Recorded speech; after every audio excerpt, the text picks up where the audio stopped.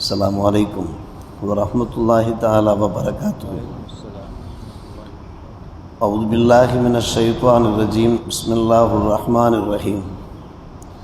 வகுல் இன்னி அனன் நதீருல் முபீன் கமா அன்ஸல்னா அலல் முக்தஸிமீன் அல்லதீன ஜஅலுல் குர்ஆன அஸீம். அமன்னா பில்லாஹி ஸதகல்லாஹு மௌலானல் அலியுல் அதீம்.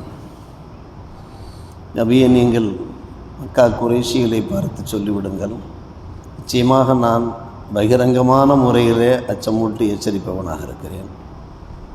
யார் முந்தைய வேதங்களை பலவாறாக பிரித்து கொண்டார்களோ அவர்கள் மீது நாம் அதாபை இறக்கியது போன்று அம்மக்கள் குர்ஆனையும் கூட பலவாறாக அவர்கள் பிரித்து கொண்டிருக்கிறார்கள்.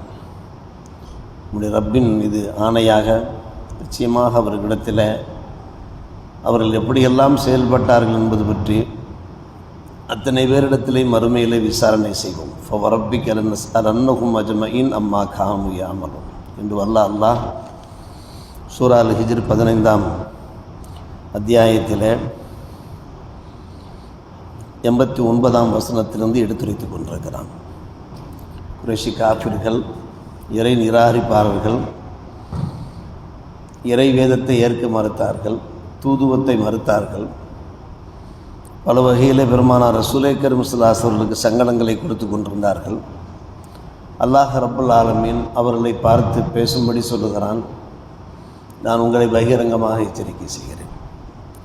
இதற்கு முன்னால் தௌராத், ஜபூர் போன்ற வேதங்கள் இறங்கப்பட்டன.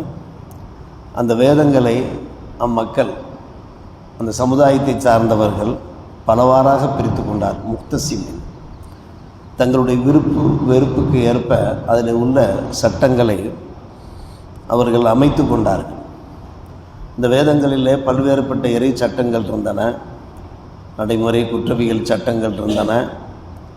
அதன்று எப்படி நம்முடைய வாழ்வியல் முறையை அமைத்து கொள்ள வேண்டும் என்கின்ற வழிமுறைகள் எல்லாம் இருந்தன. அவற்றையெல்லாம் அவர்கள் மாற்றி தங்களுடைய இஷ்டத்துக்கு தக்கவாறு அந்த சட்டங்களை அவர்கள் துஷ்பிரயோகம் செய்தார்கள். அவர்கள் மீது நாம் மிகப்பெரிய அதாபை இறக்கி வைத்தோம். நீங்கள் இந்த குறைஷி மக்களிடத்தில் சொல்லிவிடுங்கள், உங்களுக்கும் அப்படிப்பட்ட அதாபு வேண்டுமா என்று. சூரா ஃபுஸ்ஸிலத்தில் அல்லாஹ் ரப்புல் ஆலமீன் சற்று விரிவாகவே சொல்லியிருக்கிறான். சமூத் கூட்டத்தினர் அவ்வாறு அவர்கள் வரம்பு மீறி நடந்து கொண்டார்கள். அதன் விளைவாக அல்லாஹ் ரப்புல் ஆலமீன் வானத்திலிருந்து ஒரு பேரிடியை இறக்கி வைத்தான். அதான் குர்ஆனிலே அல்லாஹ் பேசுகிறான், கமா அன்ஸல்னா என்று சொல்கிறான். பேரிடியை இறக்கி வைத்தான். அந்த பேரிடியின் காரணமாக அத்தனை மக்களும் அழிக்கப்பட்டு போய்ட்டு விட்டார்கள். சமூத் கூட்டத்தினர் அழிக்கப்பட்டு போய்விட்டார்கள். அதனுடைய சப்தத்தை கேட்டு அவர்கள் இதயம் துடித்து இறந்து போய்விட்டார்கள்.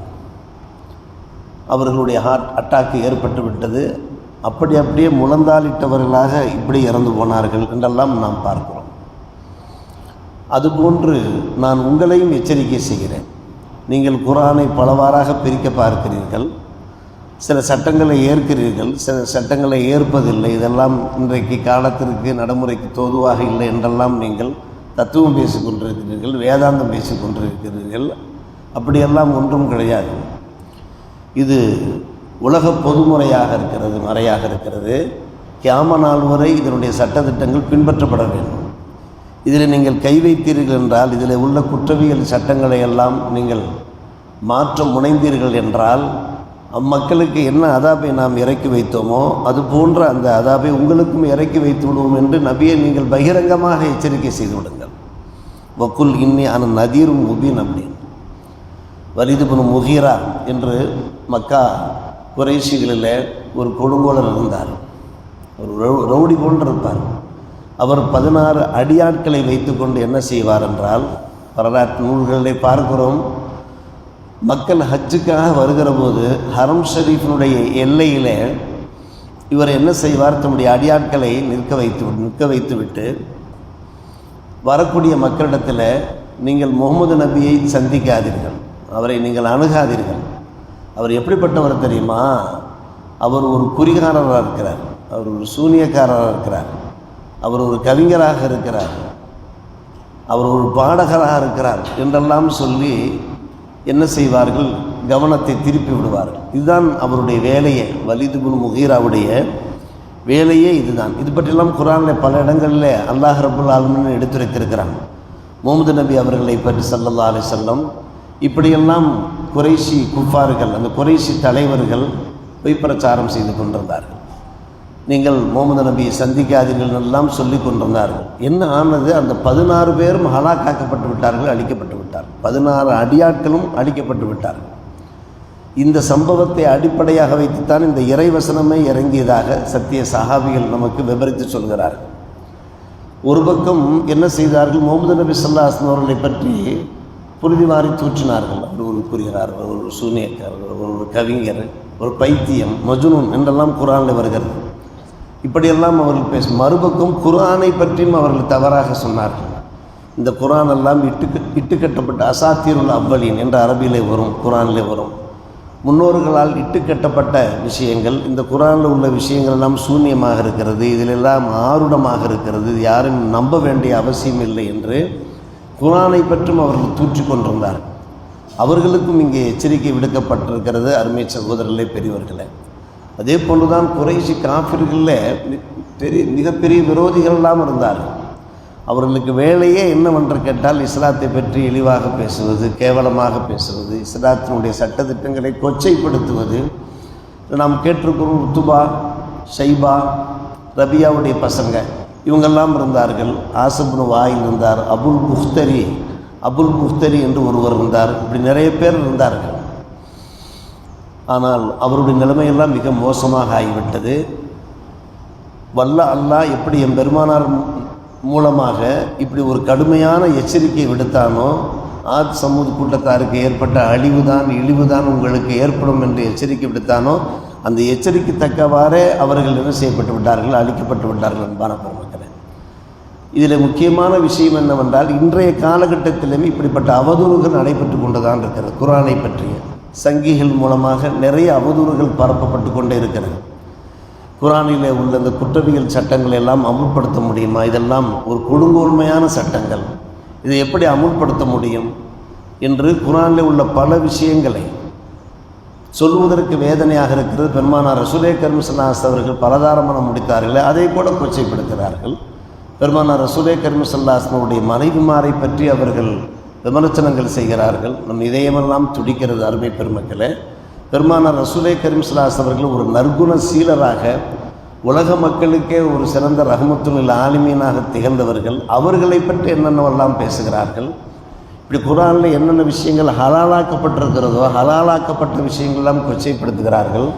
ஹராமுகளை அவர்கள் அனுபவிக்கிறார்கள். நம்முடைய இஸ்லாமிய மார்க்கம் எதை ஹராம் என்று கூறுகிறதோ அதை அனுபவிக்கிறார்கள். அவ்வப்போது அவர்களுடைய அந்த துர்பிரச்சாரங்கள் வெளியே வந்து கொண்டே இருக்கின்றன. நம்முடைய மக்கள், இஸ்லாமிய பெருங்குடி மக்கள், இஸ்லாமிய பேரறிஞர்கள், மார்க்க மேதைகள் எல்லாம் அவர்களுக்கு தக்க பதிலடி கொடுத்து கொண்டு இருக்கிறார்கள். இதில் மிக முக்கியமான ஒரு விஷயம் என்னவென்று கேட்டால், அன்பான பெருமக்களை, இவ்வளவு பிரச்சாரங்களுக்கு மத்தியிலையும் துர்பிரச்சாரங்களுக்கு மத்தியிலையும் இரவு இருட்டு ஏற்பட்டு காலையில் விடிகளுக்கு முன்னால் நூற்றுக்கணக்கான பேர் முஸ்லிம்களாக ஆகிக்கொண்டிருக்கிறார். இது மிகைப்படுத்தப்படுகின்ற ஒரு விஷயம் கிடையாது. தங்கள் வலைதளங்களிலே பார்த்திருப்பீர்கள். வலைதளங்களை, அந்த தொலையை, வலை பின்னல்களை மற்றும் நாளிதழ்களை, ஊடகங்களை எல்லாம் அவர்கள் தவறாக பயன்படுத்தி கொண்டிருக்கிறார். முஸ்லிம்களுக்கு எதிராக அவர்கள் பயன்படுத்தி கொண்டிருக்கிறார்கள். இருந்த போதும் கூட நாளொரு மேனியும் பொழுதொரு வண்ணமாக இரவு கடந்து காலை விடியலுக்கு முன்னாலேயே இரவோடு இரவாக நூற்றுக்கணக்கான பேர் இஸ்லாத்திற்கு வந்து கொண்டிருக்கிறார். அப்படியானால் என்ன விஷயம்? இவர்களுடைய விமர்சனங்கள்லாம் தவிடுபடியாக ஆக்கப்படுகிறது. அல்லாஹ் ரப்புல் ஆலமீனுடைய இந்த வசனங்கள் தான் ஒரு சிறந்த ஆதாரங்களாக இருக்கிறது.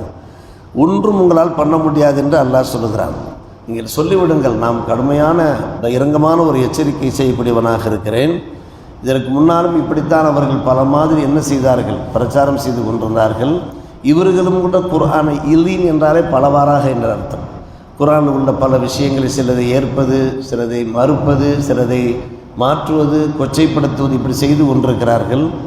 ஒரு பக்கம் இந்த உலகத்தில் அவர்களுக்கு அழிவு இருக்கிறது. மறுபக்கம் ரப்பிக்கல் நஸ்அலன்னஹும் அஜ்மஈன் அம்மா கானூ யஅமலூன், மறுமை நாளில் விசாரணை இருக்கிறது என்று அல்லாஹ் முடிக்கிறார். என்னென்னவெல்லாம் அவர்கள் செய்து கொண்டிருந்தார்களோ தாந்தோண்டித்தனமாக மனமுரண்டாக வரமும் மீறி செய்து கொண்டிருக்கிறார்கள். இங்கே அவர்கள் கேவலப்பட்டு போவார்கள் மட்டுமல்ல, மறுமை நாளில் நிற்க வைத்து விசாரிப்போம் என்று அல்லாஹ் சொல்கிறானே. வல்ல அல்லாஹ் குர்ஆனில் உள்ள தத்துவங்களை ஞானங்களை புரியக்கூடிய பாக்கியத்தை அல்லாஹ் நமக்கு தந்த புரிவானாக. நாமும் என்ன செய்ய வேண்டியிருக்கிறது அருமை பெருமக்களே, குர்ஆனில் என்னென்ன விஷயங்கள் இருக்கின்றனவோ அதை நாம் உள்வாங்க வேண்டியிருக்கிறது. யாராவது தவறான முறையில் பரப்புரை செய்தார்கள் என்றால் அவர்களுக்கு நாம் நல்ல முறையில் பதிலும் சொல்ல வேண்டியிருக்கிறது. வல்ல அல்லாஹ் நம்முடைய ஈமானையும் தக்வாவையும் காப்பாற்றுவானாக. வாக்கு தாவரான அல்ஹம்துலில்லாஹி ரப்பில் ஆலமீன்.